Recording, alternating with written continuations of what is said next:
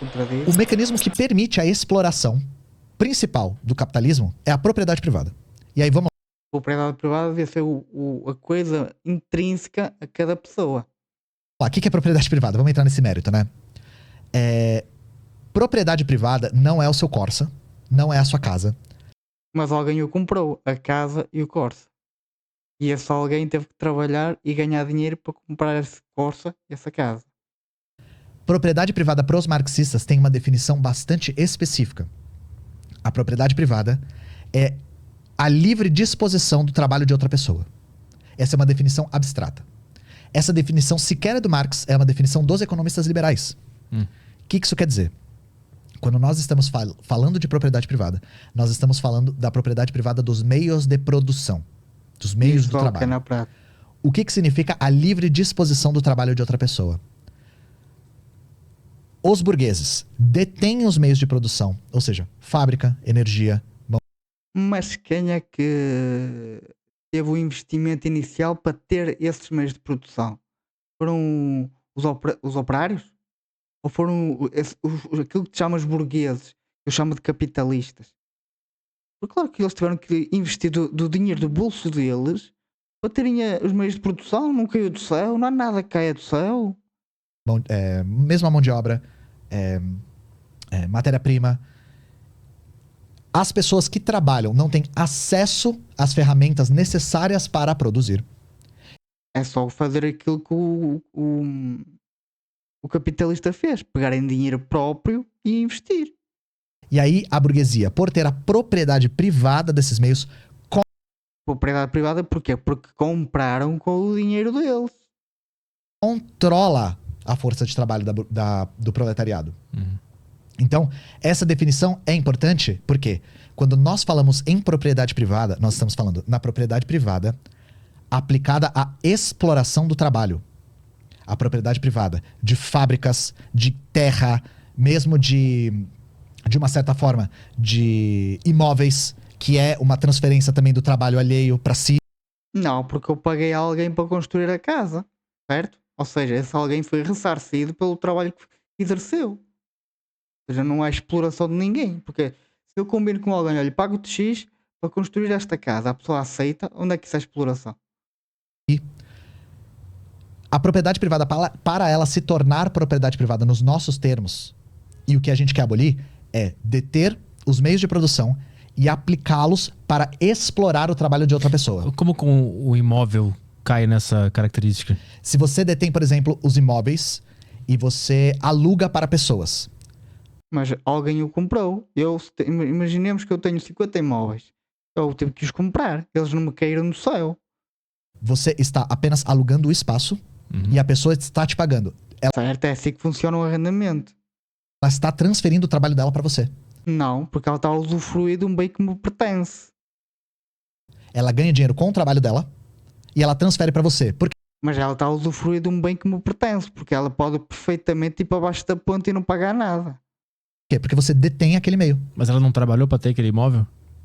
Exatamente, chegaste ao ponto. Não sei o teu nome, mas é esse o ponto. Isso tá para além da questão. Pois, agora engasgaste. Não é assim que funciona. Porquê é que o comunismo não funciona em lado nenhum? Porque se tu não tens propriedade privada, a pessoa não quer saber daquilo. Porque é assim, se a coisa é de todos, basicamente não é de ninguém. A questão é, mesmo se a pessoa trabalhou para ter um meio de produção, isso não justifica ela utilizar esse meio de produção para explorar outras pessoas. Então quer dizer que se ninguém pode ter casas, então ninguém vai construir. E se ninguém vai construir, vai tudo beber abaixo da ponte. Porque isso entra num argumento de mérito. Uma vez que eu trabalhei para ter esse meio de produção, eu tenho o direito de explorar as outras. A do meio de produção de algum produto, de um carro, da terra, eu consigo acompanhar a lógica. Do imóvel eu não consigo entender ainda. O imóvel, ele é uma coisa que confunde muitas pessoas, porque quando a gente fala em propriedade privada, porque casa tem titularidade, né? Tudo é propriedade privada. Um carro é propriedade privada. Um simples escova de dentes é uma propriedade privada. Porquê? Porque se estás a usar é teu. Estes comunistas têm a cabeça toda queimada. O título da sua casa é própria, as pessoas acham que todas as casas vão virar do Estado. Na prática porque se o Estado é que manda. Primeiro, não Não vai virar. Segundo, não virou. Não virou? Claro que virou. Olha, a União Soviética era todo Estado. Não havia ninguém com propriedade privada, era tudo Estado. Por isso é que durante a noite arrumavam a porta para levar quem se portava mal para os gulags. No caso da União Soviética, por exemplo, a maior parte das pessoas não tinha casa própria na Rússia antes. Pois não, porque eles não permitiam. Só que se você tinha, depois da Revolução, a casa continuou sendo sua. O que você não podia fazer? Você não podia alugar a sua casa para outra pessoa. Mas se a casa não era tua, era normal que não pudesses alugar. É normal. A partir do momento que a casa é do Estado e tu estás lá a morar, Sua casa é sua e você que tem que usar. Ela é sua. Isso é estranho. Você não... Porque se você aluga a sua casa para outra pessoa, você tá explorando o trabalho dela. não. Porque, como tu disseste, se a casa é minha e eu paguei por ela, a pessoa está a usufruir de um bem que me pertence.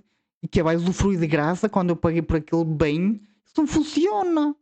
Porque o comunismo nunca funcionou em lado nenhum. Porque essas ideias não funcionam. A pessoa trabalha, ganha dinheiro e transfere para você pelo direito de poder morar na casa que você... É assim que funciona, porque tu estás a ceder um espaço que te pertence. Mas não é uma livre negociação entre duas pessoas? Eu Isso mesmo, é isso mesmo. aceito te pagar pelo imóvel que tu tem e eu quero morar lá. O quão livre é se você não tem escolha? Tens escolha, tens outras casas para fazer isso. Se tu não gostas daquele proprietário, vais a outro proprietário. É livre. Se aquele está a cobrar caro, vais ao vizinho do lado para ser que ele cobre mais barato. É assim que funciona o mercado livre. O mercado liberalizado funciona assim. Ou você paga esse aluguel ou você mora na rua. Isso é uma livre... Não funciona assim. Porquê? Porque se tu não pagas ali, pagas acolá. Mas se tu não queres pagar arrendamento, tens que ir para baixo da ponta ou compras a tua casa própria. Agora ninguém vai comprar uma casa para tu morares. Isso não vai acontecer. Porque se eu tenho o meu capital, que eu posso pôr numa casa ou num carro, e eu decido pôr esse capital numa casa e decido arrendar essa casa, alguém está a usufruir do meu capital. E esse alguém tem que pagar por isso. escolha. E aí o que aconteceu? Mas é que não é assim, né? Ou É. paga esse aluguel, eu moro na rua. Eu não tenho escolha. Eu moro de aluguel, por exemplo, né? Eu imagino que muita gente assistindo mora de aluguel também. Sim, eu também moro de aluguel. A questão é, as pessoas que detêm a propriedade privada dos imóveis cercam isso de maneira que você não tem opção a não ser pagar o aluguel. Mas é assim que funciona. Se a pessoa comprou o imóvel, a pessoa só pode alugá-lo ou não. Eu quero alugar ou eu não quero alugar. É assim que funciona. Para essas pessoas. Porque a maior parte das pessoas não consegue ter casa própria. Não consegue comprar. Não consegue porque não trabalha para isso. Pensa que as coisas caem do céu. É estar à sombra da bananeira à espera que as coisas caem do céu. Não funciona assim. A própria casa, né? Tem que financiar em muitas prestações e tal. Tem que trabalhar, não é? Tem que trabalhar, só não dá. É aluga do banco, né? Acaba alugando do banco. Também, o banco, mesma coisa, né? O banco lucra muito em cima disso. Uhum. E aí, a ideia é acabar com esse tipo de exploração do trabalho. Pois é, mas eu tô pensando na mulher que é a dona da casa que eu alugo. Eu não consigo ver ela como essa exploradora. Aí, isso é uma coisa importante. Eu lembro que você perguntou pro Gustavo, eu fiquei pensando se eu exploro alguém, né? A gente não tá fazendo juízo. Não é juízo de valor. Não é falar assim, você é malvado porque você explora. A gente tá... As pessoas são exploradas porque elas têm que sobreviver. Exploradas entre aspas, mas as pessoas têm que trabalhar. Se tu chamas o trabalho exploração, ok, toda a gente é explorada na face da terra. As pessoas têm que se sustentar, têm que sobreviver. Mas no teu conceito de exploração, pensa que dá a ideia de que as pessoas andam a levar chicotadas nas costas. E não é assim. descrevendo uma dinâmica, tá? Uma dinâmica entre a transferência do fruto de um trabalho de uma pessoa para outra. Mas a pessoa está a usufruir de um bem. Por isso é que está a fazer uma transferência de riqueza. Através do mecanismo da propriedade privada. A questão é, eu não tô fazendo juízo de quem aluga imóveis, gente. É bom deixar isso claro. Se a pessoa trabalhou a vida inteira, compra um imóvel e aluga ele para poder ter uma aposentadoria, normal. Isso acontece direto. Não sei se é o caso da pessoa que aluga a casa para você, mas acontece muito. Pessoas mais velhas trabalharam, aí eles compram imóveis e alugam os imóveis para ter uma espécie de aposentadoria extraoficial, digamos assim. E onde é que está o problema disso? Trabalhou, ganhou, tem o capital e meteu no imóvel e quer rentabilizar esse imóvel. Onde é que está o problema disso? A gente almeja uma sociedade no qual isso não seja necessário. Então quem é que vai fazer os imóveis se ninguém vai querer pôr o capital para os construir? que as pessoas tenham acesso a uma aposentadoria digna. Mas não seria melhor uma sociedade onde todo mundo tem a possibilidade de construir a sua casa e ter outra Esse é o ponto. Esse é exatamente o ponto. e poder alugar pra alguém que tá começando a vida agora e essa pessoa trabalha também e aí constrói a sua casa? Não é melhor que todo mundo possa fazer isso se quiser? Eu dou o exemplo É esse o ponto. Mais nada, estás a falar tudo. do que aconteceu nos países socialistas, né? E aí eu vou Opa, socialismo não funciona. Esquece o socialismo. argumentar pra você que é muito melhor. O que eles fizeram? Algumas pessoas tinham suas casas. Só que usufruir dessa propriedade da sua casa para alugar para outra pessoa ficou terminantemente proibido. Então quer dizer que ele expropriou, melhor, os governos socialistas expropriaram as casas dos privados para dar a quem não fez nenhum pela vida. Basicamente é isso que estás a dizer. Isso não podia. O que eles fizeram para sanar o déficit habitacional? Primeiro, Expropriação. eles desapropriaram as grandes mansões Foi isso. Expropriar. da burguesia e da aristocracia. Desapropriaram. Então você tinha um prédio de 2 andares, não tem mais, não é mais seu. Indenização? Não teve indenização. Ainda por cima, não é expropriação, é roubo. Literalmente roubo. É que nem pagou por isso. É roubo. Foi com violência mesmo, sabe? Do dia pra noite você perdeu o seu título. Agora é estatal. Pô, isso é uma loucura. Fizeram isso Por isso é que o socialismo não funciona. em um dia. No dia seguinte da Revolução. Prédio pra cima de X andares, não é mais seu, agora é do Estado. E aí o que eles fizeram? Lotaram de trabalhador. Encheram de trabalhador. Que trabalhava em fábrica, trabalhava no campo, Mas não fizeram nada para ter aquele teto.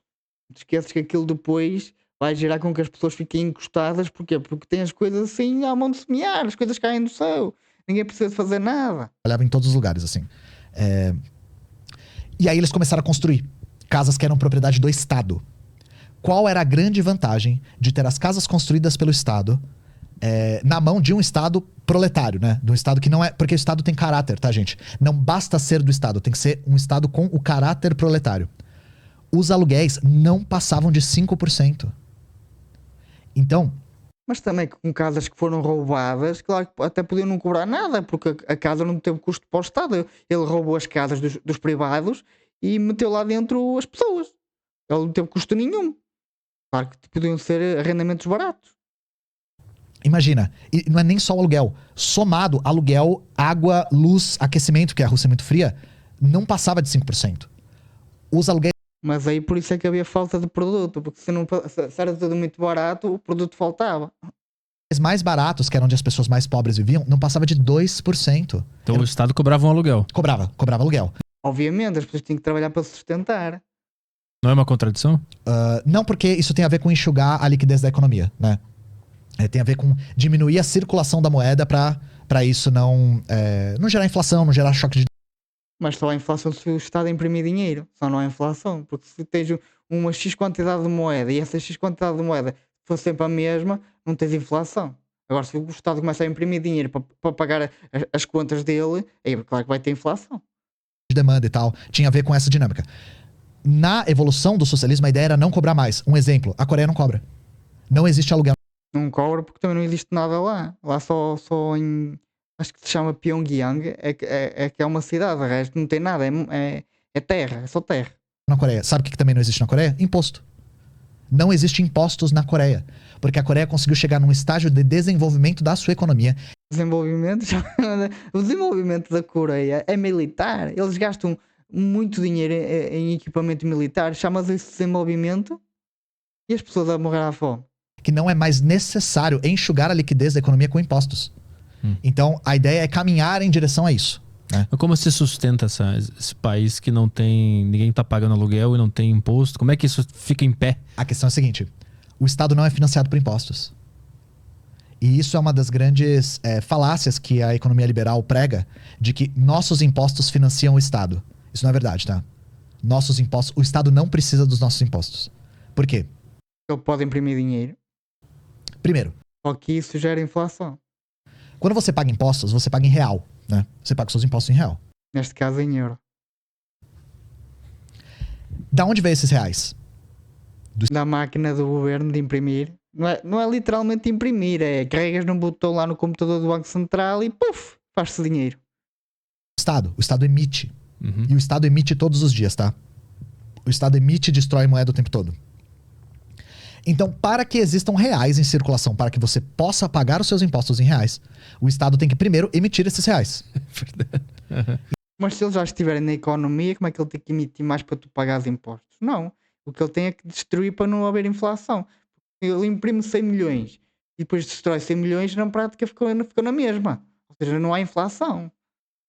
Então, primeiro o Estado emite, depois ele cobra. Pega de volta depois. O Estado primeiro emite a moeda que ele... Imagina então como é que a Coreia, se não há impostos, como é que eles fazem? Me explica isso. A moeda fiduciária, que é a moeda, que é a moeda baseada em confiança, né, no Estado, emite essa moeda e para... Normalmente a moeda fiduciária é baseada na confiança do político que a emite. Não é que a emite, que a manda emitir. garantir que essa moeda esteja em circulação e seja aceita, um dos mecanismos é o próprio imposto. Por que você usa o real e não usa, sei lá, kwanzas, sabe? Não usa garrafas de água para pagar? Porque o Estado te cobra impostos em reais. Mas tu, entre privados, podes fazer isso. Não tens que necessariamente ser em reais, dólares, euros. Tu e um privado, olha, eu troco a minha galinha pelo teu porco. E se podes entrar em acordo, é totalmente possível.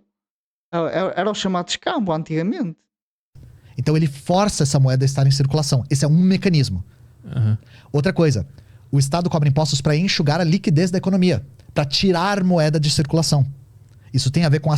Mas depois existe a tal corrupção, que eles vêem tanto dinheiro lá na mão deles e eles vão desviar para eles.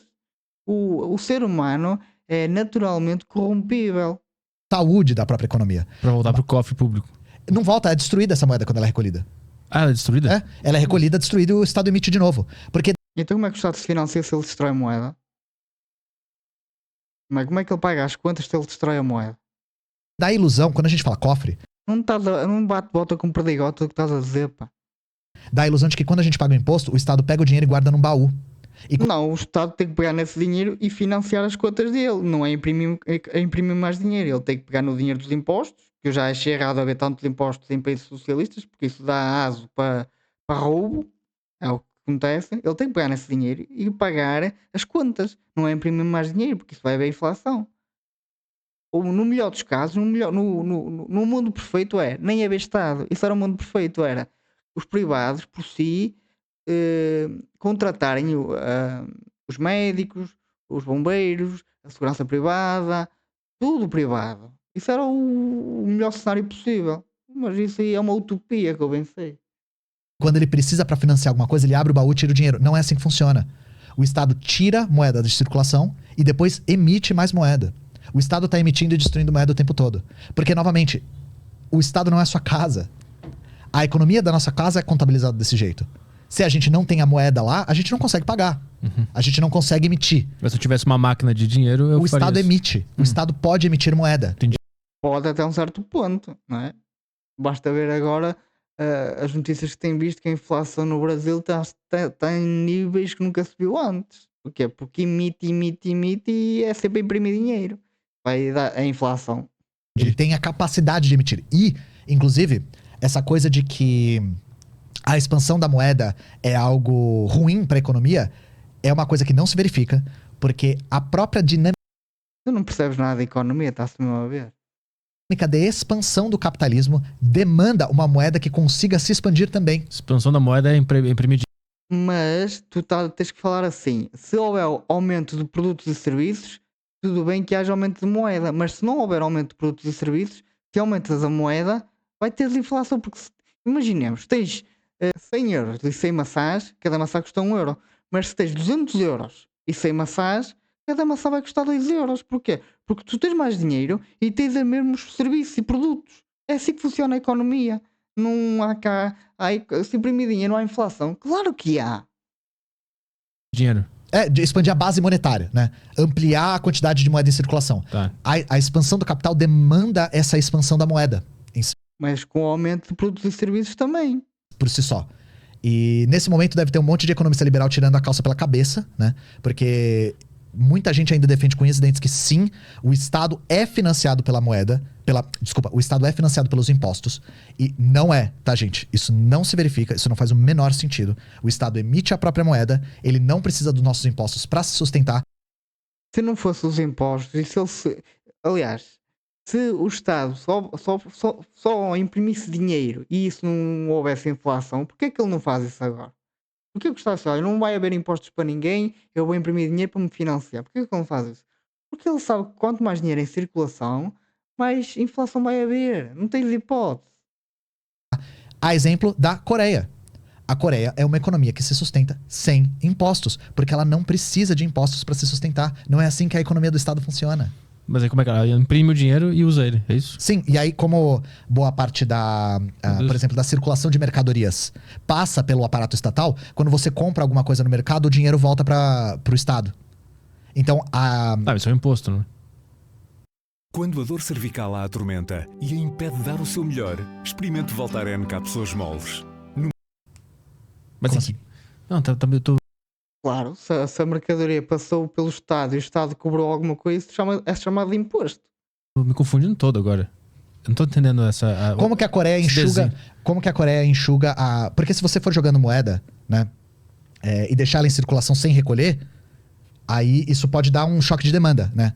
A questão é, quando você vai no mercado da Coreia comprar, essa moeda muitas vezes volta para o Estado, porque o mercado é gerenciado por um aparato estatal. Porque ela mesma produz. Mas isso é as tais coisas que. Como é que eu ia dizer? As tais leis que o Estado cria para dificultar a livre troca, o livre comércio entre pessoas. Porquê? Porque se fosse tudo liberal, as pessoas faziam comércio sem pensar no Estado sequer. Produz a parada, Então a questão ela é- é o dono da... Tá, eu entendi. Boa entendi. parte dos mercados são estatais, Saquei. sabe? E aí quando você vai no mercado comprar, você paga essa moeda esqueci qual que é a moeda da Coreia agora. Você paga essa moeda pro mercado, essa moeda volta pro Estado. Tá. Então isso é chamado de imposto. Não é? Na prática é imposto. E aí é a mesma dinâmica, sabe? De recolhimento, destruição e emissão de moeda. Imposto. Aham. Mas a ideia é, Porque se não fosse imposto, o dinheiro ficava com o comerciante, não ia para o Estado.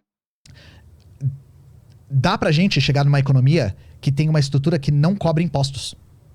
No caso da União Soviética, eles não conseguiram chegar nesse estágio de desenvolvimento. Lá está, fizeram tanta merda, mas tanta merda. Aliás, a União Soviética só caiu por causa de Chernobyl, porque tiveram uma despesa descomunal com Chernobyl. Provavelmente ainda continuava mais uns anitos. Mas aí se tudo for produzido pelo Estado. Não necessariamente se for produzido pelo Estado, né? Mas com uma economia fortemente controlada por um Estado revolucionário, aí é possível. Mas se a economia é controlada pelo Estado, quem é que decide o que é que tem que se produzir ou não? É o Estado. Como é que o Estado não sabe aquilo que lhe vai apetecer amanhã, quanto mais o que é que vai apetecer a um país inteiro. É possível. E não é a primeira vez que isso acontece. Outro país que teve uma experiência que não teve impostos foi a Albânia. A Albânia socialista não tinha impostos também. Foi o primeiro país socialista a abolir os impostos. Isso já na década de 70. Mas aí como é que fica a qualidade do serviço, a qualidade dos produtos, a inovação? Não há, porque se o cliente é o Estado, é assim, basicamente, tu quando estás a pagar alguma coisa, tu és o cliente.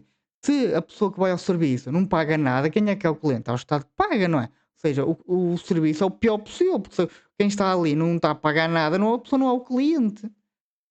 Inovação dos produtos se é só o Estado que está fazendo tudo. Então, uma das coisas que eu gosto de falar a respeito disso é: se a gente não tiver incentivos econômicos, não se faz mais ciência. Gente, vocês já conheceram um cientista no Brasil? Me dá uma razão pra ser cientista no Brasil. Porque, assim, incentivo econômico é que não é. Não é só o incentivo econômico que impulsiona a demanda das pessoas. Quanto mais leis a dificultar a inovação, pior. Ou seja, se estás num país em que tens muitas leis que dificultam a inovação, não vai haver inovação em lado nenhum. Por serem cientistas, tá? No Brasil, a ciência está sendo destruída, subfinanciada, os cientistas trabalham de maneira extremamente precarizada e eles ainda existem. Sim. Outra coisa. E por existir não quer dizer que eles sejam bons. Tu podes estar a insistir numa coisa que tu não és bom. A própria realidade entra em contradição com isso. A União Soviética era um polo no desenvolvimento científico. Por quê? Era porque eles podiam fazer as coisas à vontade deles. Podiam, não sei, não é? Mas eles eram muito forçados. Por exemplo, na corrida ao espaço, a União Soviética foi forçada, entre aspas, a ser a criar tecnologia para tentar ser o primeiro a chegar lá. Por isso é que eles foram um polo de tecnologia. Porque agora, o que é que faz a Rússia? Só faz guerra, não faz nada, só faz guerra. Pesados investimentos estatais. A mesma maneira que todos os países capitalistas fizeram. Sim, que a ciência é uma área muito específica e muito importante, que eu entendo que tem que ter um financiamento do Estado, mas quando a gente fala de um mercado, por exemplo, que o serviço daquele mercado vai ser prestado pelo Estado, os produtos que estão lá vão ser criados pelo Estado. Aí como é que... Por que esse mercado vai ser melhor que o outro no atendimento, na qualidade do queijo, sei lá? Não é tudo que é feito pelo Estado, né? Não é tudo que é feito, mas boa parte era feita, né? Isso é só uma questão da Coreia, por exemplo. Sim. E não são todos os mercados na Coreia que são estatais, né? Mas alguns são na União Soviética também eram. Dá pra ter um mercado privado? Dá pra ter um mercado cooperativo, né? Dá pra ter... Porque aí o mercado privado é o dono do mercado... explora o trabalho de todo mundo, e novamente, exploração, não tô falando fazendo juízo, tô falando de que ele tem o controle do fruto do trabalho dos outros Imediato um pagamento. e paga salário pros outros, É isso mesmo. Ou seja, isso não, eu não chamo isso de exploração, eu chamo isso, eu estou a pagar o teu tempo. né? E, novamente, se tem salário, tem exploração. Não é juízo, é uma dinâmica do trabalho, tá? Se tem salário, existe transferência do trabalho de uma pessoa para outra. Porque o salário ele não é calculado a partir da quantidade de trabalho. Ele é calculado com preço de mercado. É outra lógica, né? Mas qual que era a pergunta mesmo? Esqueci. Qualidade dos produtos. Então, essa coisa de qualidade dos produtos... Cara, a própria realidade entra em contraste com a ideia de que se nós tivermos um livre mercado, isso por si só fomenta a inovação. Sempre foi assim e sempre será assim. De fato, ter um livre mercado estimula a inovação no que diz respeito à acumulação de capital. Não, a inovação em todos os aspectos. Porque é que os Estados Unidos é o principal país de inovação? Porque lá não há leis assim, leis estapafúrdias. É por isso que os Estados Unidos é o sítio, para quem quer empreender, é o sítio da inovação. Se essas coisas andam de mãos dadas, inovação técnica e demanda por acúmulo de capital, eu ainda acho difícil de acreditar, porque, novamente, nas experiências socialistas, no qual essa dinâmica de acumulação de capital sequer era possível, nós vimos um avanço na qualidade do fornecimento dos serviços mesmo, e na qualidade da própria mão de obra, através de outros. Então explica-me lá como é que se chamava o primeiro-ministro da União Soviética, esquece-me o nome dele. Como é que ele foi aos Estados Unidos e viu tantas lojas com tantos produtos e ficou abismado, ficou pasmado. Porquê? Porque na União Soviética não havia nada, não havia produto. Porquê? Porque era tudo centralizado. Porque se eu não sei aquilo que me apetece logo, como é que eu vou saber o que é que apetece a um país inteiro? Não funciona. E planeamento centralizado não funciona. Outras dinâmicas. Então, por exemplo, uma das maneiras de fazer com que a qualidade do trabalho subisse era remunerando o trabalhador de maneira adequada. Porque uma das coisas que no capitalismo a gente não consegue observar é: não importa o quanto você trabalhe no seu trabalho assalariado, você pode nunca subir, você pode nunca ser recompensado. Isso é uma realidade. É aquela coisa de não trabalhe mais do que você deveria, porque você só vai acumular trabalho e não vai ser recompensado, sabe? Não ofereça ajuda porque alguém pode aceitar. É aquela coisa. Começa a dizer, não faças mais do que aquilo que te peçam para fazer porque ninguém te pediu nada.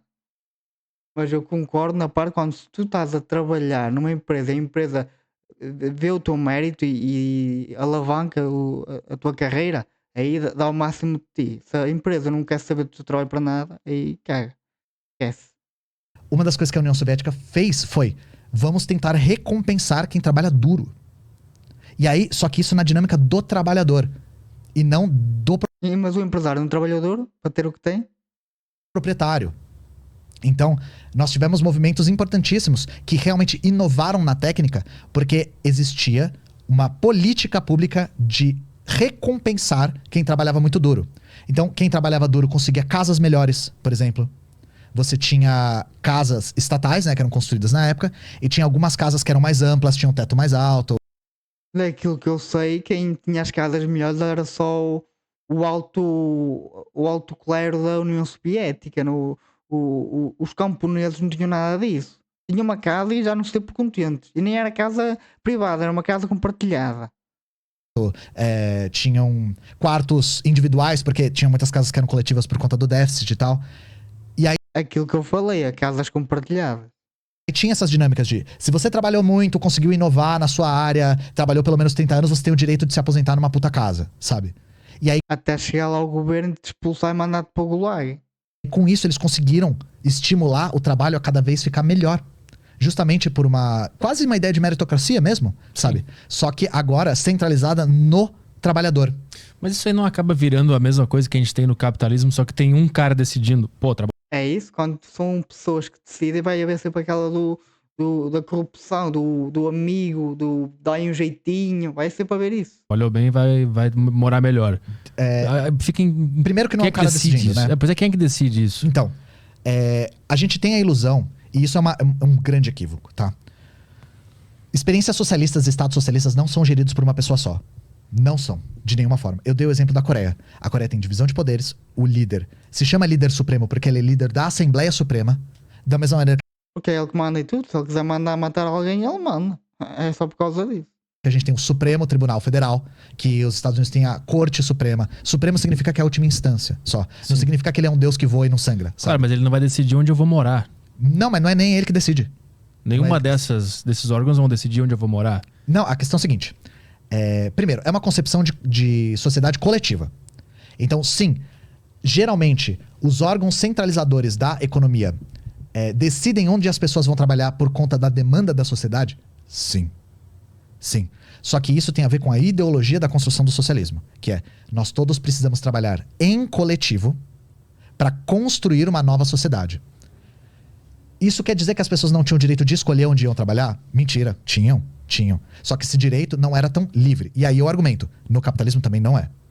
Porque a gente não tem o direito de escolher onde a gente trabalha. A gente trabalha onde dá. Algumas pessoas têm esse direito e isso cria a ilusão de que esse direito é livre. Mas é não melhor ter Mas se tu não gostas de trabalhar aqui, vais para ali. É só trocar. Não és obrigado a estar num sítio que não gostas de estar, basta trocar. algumas do que nenhuma. No socialismo também tem algumas. É melhor ter algumas do que nenhuma? Mesma coisa. Lá tinha também. A questão é, a maior parte dos trabalhadores tinha que trabalhar onde tinha trabalho para ser feito. Mesma coisa aqui, só que com outra dinâmica, com outra leitura, né? A questão é, primeiro, se erradicou o desemprego, né? O que é uma coisa que a gente ainda tá para ver nas experiências capitalistas. O desemprego, mesmo quando ele atinge pleno emprego, ele rapidamente retorna, porque isso entra em choque com a acumulação de capital. O desemprego é necessário para o capitalismo. Não é por causa disso, é por causa que começa a haver inflação no trabalho. Ou seja, a pessoa sabe que não consegue contratar por X valor e tem que aumentar o valor para conseguir contratar. É só por causa disso. Tem que haver um desemprego saudável. Que anda em volta dos 4, 5% de desemprego. É a faixa de desemprego saudável. Ele faz parte da dinâmica interna do capitalismo, né? Segundo, não é uma pessoa que decide o que você vai fazer. Não é uma pessoa. Esses estados socialistas, essas experiências socialistas, têm uma dinâmica de democracia direta que a gente nem sonha. Inclusive, a gente nem sonha a ponto da gente nem saber que isso existe, nem saber que isso é possível. Por exemplo, de que maneira a gente consegue influenciar as políticas públicas no Brasil? Votando. A gente pode votar, correto? Uhum. O que mais? A gente pode votar, né? Só isso. No máximo, a gente pode fazer um referendo, um plebiscito. Sabe quando foi o último referendo no Brasil? 2005. Foi qual? O desarmamento. Lembra do Que desarmamento? não respeitaram a... É que o pessoal votou contra, na real, né? Votou contra a política do desarmamento, né? Não, ganhou a favor da arma. Eu lembro disso. Ganhou a favor da arma. Votaram contra o desarmamento. Isso, e aí não foi respeitado mesmo assim. Então, pra você ver, né? Uhum. Então, a gente tem mecanismos muito pobres de democracia direta. Nas experiências socialistas, para uma experiência ser configurada como socialista, é imprescindível que a classe trabalhadora tenha poder sobre as políticas públicas. E tem. Não é à toa que a União Soviética se chamava União Soviética. Soviete, em russo, significa conselho. O que a Rússia fez? Durante a primeira Revolução Russa, que foi em 1905, não foi em 17, foi em 5 a primeira, foi derrotada. Se formam esses sovietes, que eram conselhos de fábrica para gerir os próprios interesses dos trabalhadores. Isso surge de forma espontânea. Os comunistas veem um exemplo de criatividade trabalhadora imenso nos sovietes e enxergam nos sovietes a pedra angular da democracia socialista. Democracia de mandar matar o povo que não concorda com eles. mandar para os gulags o povo que não concorda com ele, chamas a isso democracia? Então a ideia era: nós temos órgãos de representação trabalhadora a nível local que vão subindo até o nível nacional, digamos assim, supranacional. Porque tinha várias nações na União Soviética. Então, nós tínhamos os deputados operários eleitos a nível local, que representavam seus interesses. Eles eram eleitos, por sua vez, a nível regional, depois nível distrital, até chegar no Soviete Supremo. Então, a demanda vinha de baixo para cima mesmo. As pessoas tinham a capacidade de influenciar as políticas públicas de maneira cotidiana. As pessoas eram convidadas a participar da política de maneira cotidiana. E as experiências socialistas todas reproduziram um modelo semelhante. A Coreia tem isso. A Coreia tem conselhos locais nas fábricas de pessoas, de operários, que gerenciam seus próprios interesses perante o Estado. Porque a ideia é que o Estado se torne um órgão meramente administrativo. Que o poder emane dos operários. Só que enquanto... dos operários e trabalhadores, né? Só que enquanto nós tivermos um cerco imperialista, aí é necessário que exista um Estado que centralize os interesses da nação. Por exemplo, priorizando a indústria pesada, a indústria militar, para a proteção da nação. A gente ainda não tem o direito dessa autogestão por conta dos ataques externos. Aqui está o porquê do comunismo não funcionar. Está aqui exatamente a prova disso. O comunismo não funciona.